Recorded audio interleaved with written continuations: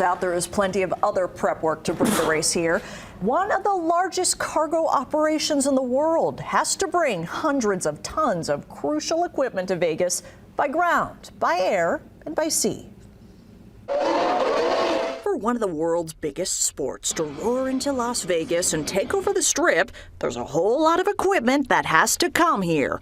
200 tons. This is a very heavy lift for any city. We're aware of all of that and what the movement of all of those goods is going to require. Clark County Chair Jim Gibson says the Valley's been planning for this wide load to roll into town to reach 14 countries each season, and now Las Vegas.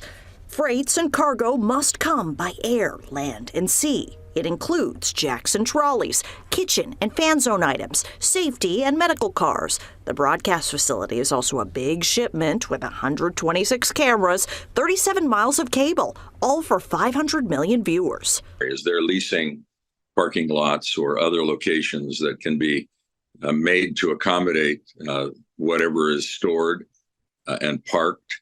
In the meantime, there's work being done to get fans in the stands from across the pond. The Silverstone race in the UK this weekend had Vegas signs emblazoned everywhere.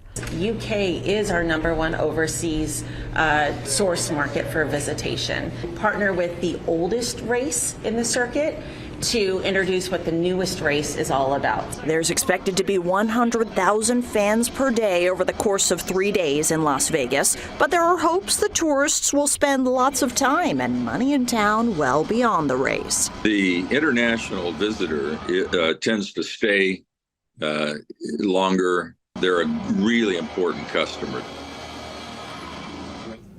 So here's the timeline when all that equipment starts to roll into town. In October, 200 loads will come for the paddock, and in later October, 50 loads from sea freights. Then in November, you get the F1 TV compounds, then 7 cargo planes. Then by November 12th, that's when the teams will set up and bring their own equipment.